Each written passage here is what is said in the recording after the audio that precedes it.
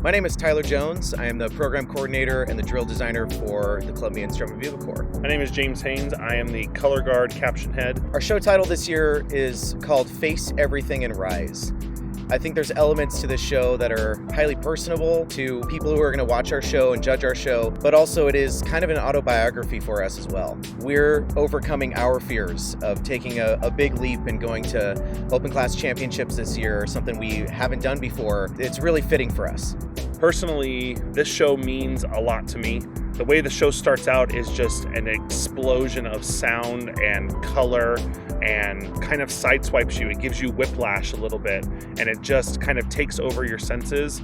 And that is just something that I think everyone has experienced at a time in their life, is that fear just overwhelming you and making it so that you're unable to function. There are elements to the show in the design, like James was talking about in the very beginning. We're trying to go for like a jump scare. You never really know where and when fear is going to strike you, but when it does, you're forced into these decisions, these split-second, potentially life-changing decisions. And everything around you is kind of triggering you to think that, oh, that could be the next thing. So early on, when we felt some traction with the show and really felt like we could move forward with, a deeper level of understanding how we're going to move this design element forward, James and I were actually talking and looking for something physical and tactile that could be used to represent fear. And James had this great idea of, what if we used chains? What if we used chains and had the members wear chains? And for that moment in our show where we actually overcome our fears and conquer those fears, was a breaking of the chains.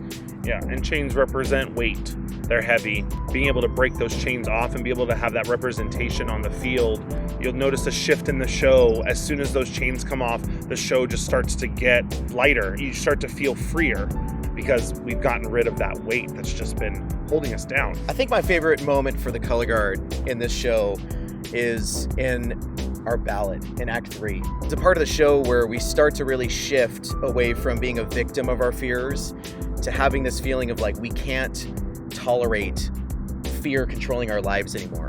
And the color guard has this giant chain link, and they come out with this equipment and they surround a soloist right as we build into our chains breaking in our show. That really reinforces what our show means. I think that probably is one of my favorite color guard moments of the show. Yeah. And mine's actually just right before it. Historically, you would have your guard do your opening statement together, and we have some of them that are on rifles, so we don't have them all spinning the same piece of equipment together at the same time. Yeah. Not until almost the end of our second movement, right before the ballad, is the first time, and it's so special. Yeah. I think my favorite percussion moment in there is I am a sucker for a great bass line. We have a great bass drum moment in 4, and that bass line is just absolutely nailing it, and it's just such a great moment for our percussion section, and especially the bass line. Yeah. The bass line coupled with the drum set part. Yeah. It's just so good. So good. So good.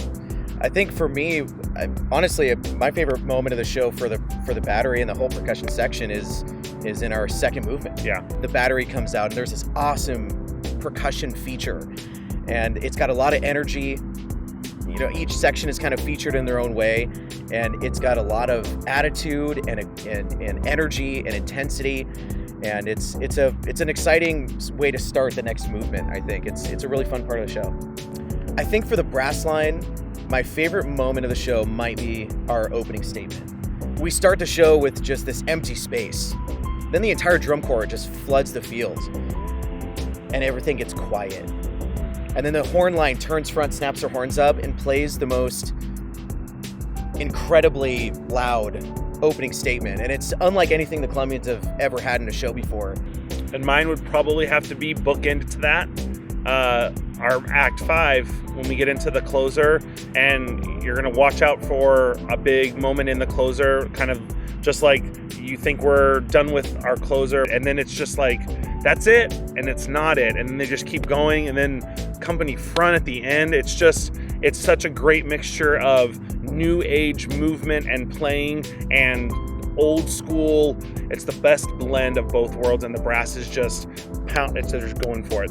So we're probably not the only drum corps that has this experience, but we have members that come in that are dealing with a lot of outside elements. They're dealing with a lot of struggles at home, or they're doing struggles in their life. And in what this show is doing is almost showing like how we can navigate and move around and conquer each one of these things while putting on a show that can hopefully touch someone and change someone else's life.